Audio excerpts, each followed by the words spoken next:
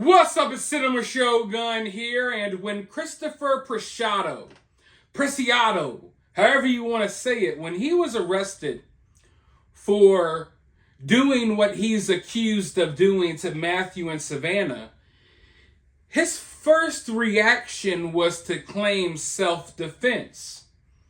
I know a lot of you already know this, but in case you don't, Christopher told the police this wild story about how Matthew pulled out a strap on him and then he wrestled Matthew. He did all of these Jackie Chan kung fu moves, and in the process, Savanah accidentally got shot. And then there was like a pause, and then once again, Christopher started fighting Matthew.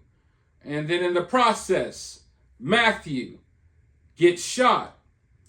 This is the wild, unbelievable, idiotic excuse, the idiotic story, the idiotic alibi that Christopher came up with. None of us believed it. None of us believed it at all. But because of the lifestyle that Matthew was living, some people were kind of skeptical. There was that thought kind of deep in the back of your mind. Wait, is there a possibility that Matthew was trying to rob Christopher and then all of this happened? Because in my opinion, I think Christopher at the very least knows the type of public image that Matthew has. So when he crafts this story, even though it's unbelievable, when he crafts the story about self-defense, you're kind of looking at Matthew like, I don't know, is this the type of guy? I found this on the web. Is this the type of guy? Sorry, my iPad wants to talk. By the way, you got to be careful with technology these days. It's always listening. But you're looking at Matthew's photos of him with the guns and the money and the drugs, and you're like, well, maybe he's capable of doing something like that. But then, when Murder got arrested, big murder, it's murder, Ja Rule. When Murder, the mother, the stepmama, Mom Dukes, when she got arrested, we found out that, they found the murder weapon as well. And it was in her bedroom. And it belonged to her. That completely shattered Christopher's alibi.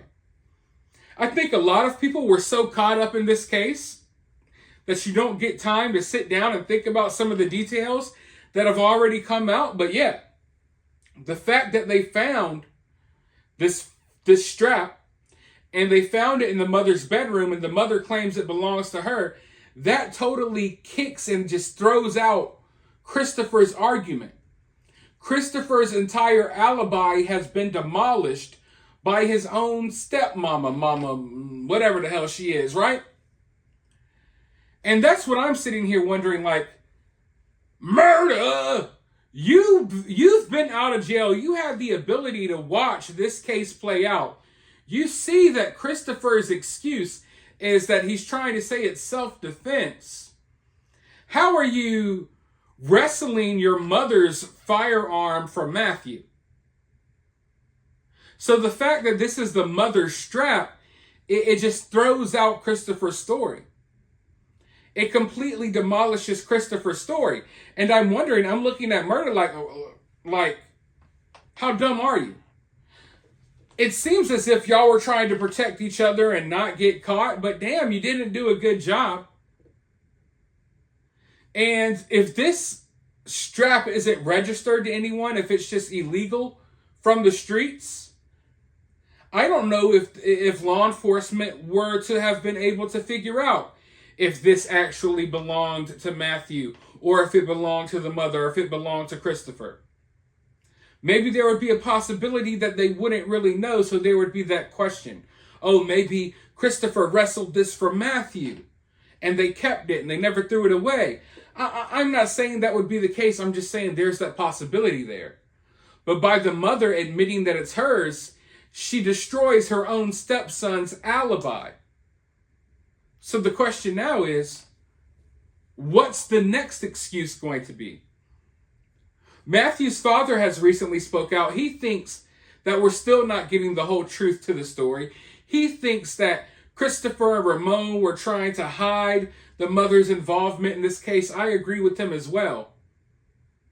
But now I'm wondering if Christopher knows what happened to his stepmom. I'm wondering how much information Christopher knows. Because if you know that they found the strap, and if you know your stepmom's claiming it's hers, then are you going to try to change your alibi? Because even though your alibi was unbelievable to begin with, now it's even more unbelievable because we know that this didn't belong to Matthew. This belonged to your mom. So it seems like you would be the one that came out of the house with the strap. Not you wrestled it and took it from Matthew. Or it accidentally went off while you were tussling with Matthew. So I'm wondering, is Christopher's alibi going to change? Is his story going to change? I think we're looking at a situation here where we're dealing with three idiots. And I think all of their excuses and stories and alibis are all going to conflict with each other. I don't know what was going through these people's minds, but this whole crime was really sloppy. They did this really sloppy. And the fact that the mother got caught and her immediate alibi, her excuse was, I don't remember, I might have been asleep. I can't remember if I was asleep or at the house or not.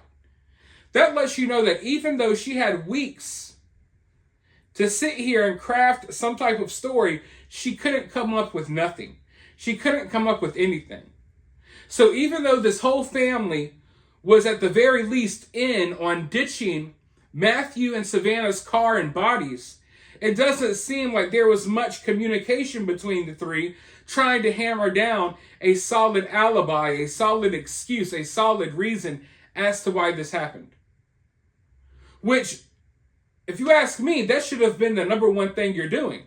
Y'all just dumped off these bodies in a car. Maybe y'all should sit down as a weird, twisted, evil family and come up with an excuse, but no. Christopher straight up told them that he did it, but it's self-defense. I'm wrestling with Matthew. The father is saying it's fake news, even though he told the police he knew why they were there when they came to the house. And the mom can't remember if she was sleeping the night or not, even though she was caught on surveillance camera, getting into the truck and getting out of the truck before and after they ditched the bodies.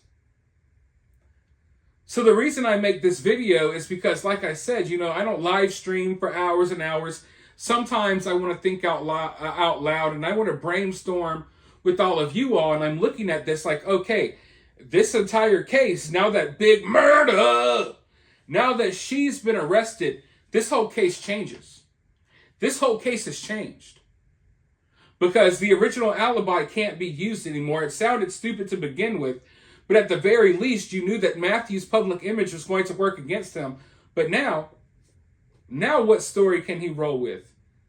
I wouldn't be surprised if he rolls with the same story, and we have all three members of this family telling a different story, none of it adding up, all of it conflicting with each other. And that's going to be kind of hilarious.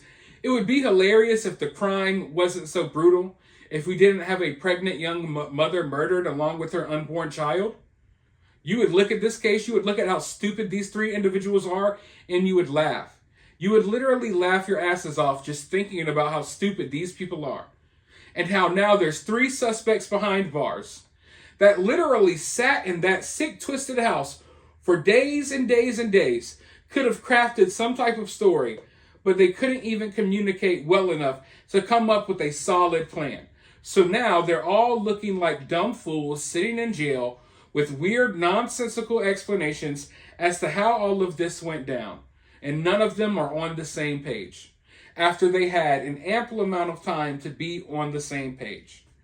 So I don't think any of this is going to end well for them. I think the book is going to get thrown at them. And I think Christopher is going to be turned into a boy toy in jail. Let me know your thoughts, though, about this down in the comments below. If you're feeling generous, you can donate to the channel via Super Thanks, or you can donate directly via Cash App. I'll have my Cash App in the pinned comment.